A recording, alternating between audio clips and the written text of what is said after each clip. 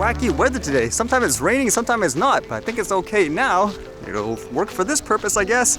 I got a drone to test today. How's that? This one's the Autel Nano Plus. I thought it would be interesting to try it out, testing out things like picture quality and flight performance, because in general, some of you also said you're interested in other, I guess, companies as well in terms of choices.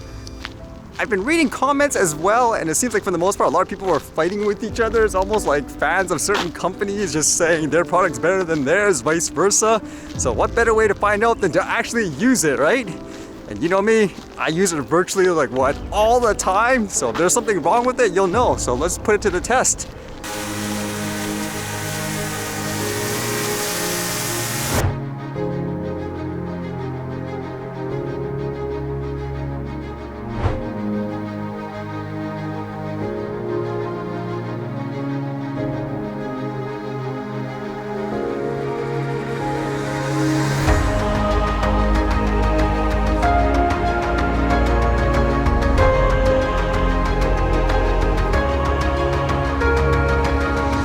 Had to cut that short just because of the rain over there, but I guess initially it seems like the picture seems sharp and all that. I guess it's more about just the flying and the handling as well. I can't really conclude if it's better or worse than other stuff I've used, but in general it works so far. One thing I thought that was weird when I was testing this at home just to make sure everything works, download the firmwares, do a recording test, the video files kept coming up as 720p. I was like, what's going on? And I have everything in 4K. Apparently, it only records in 4K when you're actually in flight. So hopefully that's the case. That would kind of suck if I have, all 720p video right now while recording.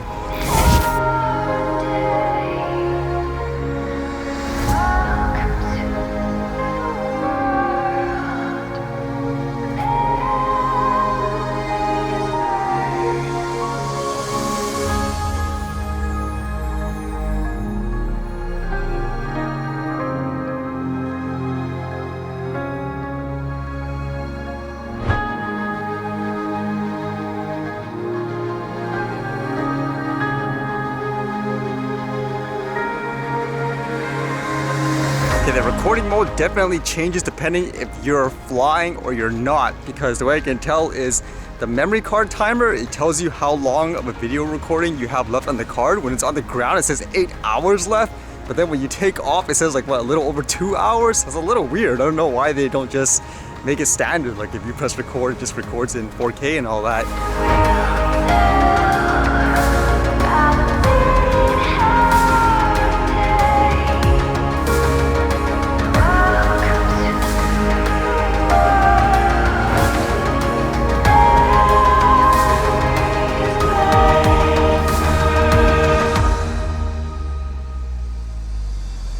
The video looks like it's sharp from what I see anyways. Kind of hard to tell until I actually get it in front of the computer and all that. One thing I did notice was this drone seems a little bit more aggressive at times, I guess, in the way it flies. For example, just taking off, I'm used to something that's actually a lot smoother, whereas this one, it's really aggressive when it takes off. It's almost like a rocket. Or same thing when you're landing it. Normally, when I hand catch it, I could just leave my hand flat and it'll land pretty smoothly, whereas this one, again, it seems a bit more aggressive where you probably want to grab it instead of just having it land on the hand per se. This is one type of area that's usually harder to film just because of the sensor sizes, and a lot of the smaller drones are usually not that good. But this one's supposed to do good in low light. Let's see how it does here.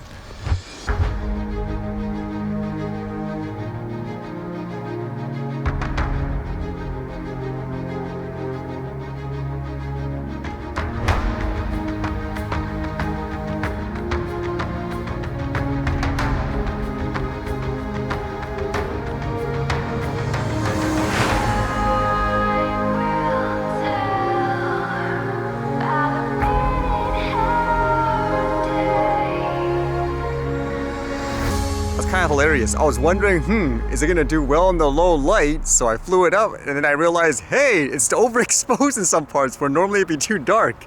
I guess in terms of the controller, I noticed it's a lot heavier than some of the other, I guess, models from the other companies. But one thing I do notice is the connection seems pretty strong. Normally at times there's certain areas where I've noticed the connection would kind of die down, whereas this one handles pretty well for whatever reason. In terms of the controller, are there any negatives? One thing that's a little weird is The sticks here, they actually come out like a lot of the other, I guess, companies, what they do, but there's actually no place to place these sticks. So that's this thing here. Whoop. So there's actually nowhere to put it on the actual controller, so I could see people easily losing this actually. And one funny thing in terms of just setting this drone up, I was reading the manuals and all that, which you should before you use the product.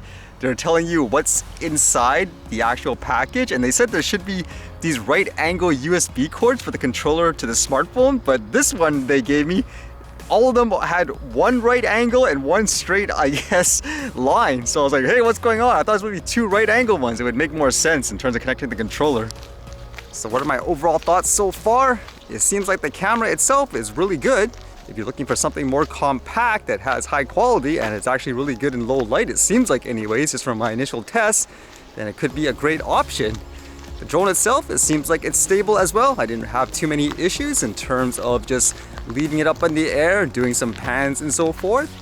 So with that in mind, in terms of things like the negative, I would say in terms of the speed, there might be issues when it comes to things like the wind, because as I said, when you go forward at times, after you've stayed still for a while or trying to go back home, it seems like it takes a while for the drone to really get that power to go forward.